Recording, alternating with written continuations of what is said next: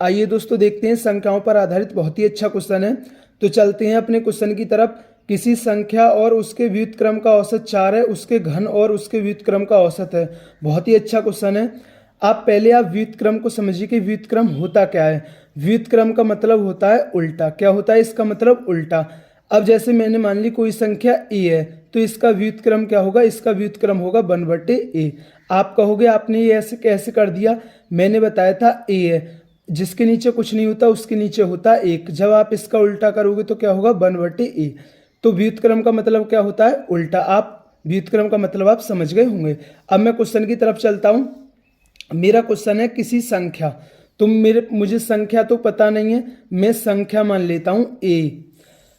उसने बोला किसी संख्या और उसके व्युत्क्रम का औसत। तो संख्या ए है और इसका व्युत्क्रम क्या होगा?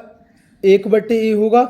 और उसका औसत बोला है /2 बराबर कितना होगा? 4। क्योंकि उसने बोला है कि किसी संख्या और उसके व्युत्क्रम का औसत कितना है? 4 है। तो a + 1/a का मान कितना आ गया? 8। अब उसने पूछा है उसके घन और उसके व्युत्क्रम का औसत है। अब जैसे संख्या a है, इसका घन क्या होगा? a⁻3। और a⁻3 का व्युत्क्रम क्या होगा? 1/a⁻3। अब और इसका हमें क्या निकालना है? औसत। इसका हमें क्या निकालना है? औसत। अब मुझे a⁻3 + 1/a⁻3 का मान पता चल जाए तो मैं इस क्वेश्चन को कर सकता हूं। तो मैं क्या करता हूं, यहां से दोनों साइड का घन करके a⁻3 + 1/a⁻3 का मान निकाल लेता हूं। तो मुझे पहले a+b⁻3 का फॉर्मूला पता होना चाहिए।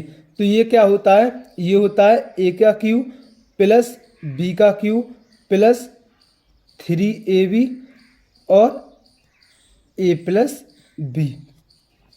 अब मैं क्या करता हूँ, दोनों साइड का घन कर देता हूँ। तो a³ + b³ + 3ab और a का मान a है और b का मान क्या है? 1/a है। और क्या है? a + b। तो a का मान a है और b का मान क्या है? 1/a। और 8 का क्यूब कितना होता है? 512। 8 का क्यूब कितना होता है? 512। अब a से a कट गया और a + 1/a का मान कितना है? 8। तो 8 दिया 24। जब 24 प्लस का उधर जाके माइनस का हो जाएगा तो a⁻3 + 1/a⁻3 का मान कितना आ जाएगा? जब इसमें से 24 घटेगा तो कितना आएगा? 488। तो मेरे पास a⁻3 + 1/a⁻3 का मान कितना आ गया? 488। अब तो मैं इस मान को यहाँ रख देता हूँ। तो 488/2। तो आंसर कितना आ गया? 244। तो दोस्तों मैं उम्मीद करता हूँ कि ये क्वेश्चन आपके समझ में आया होगा और बहुत ही अच्छा क्वेश्चन था। थैंक यू दोस्तों।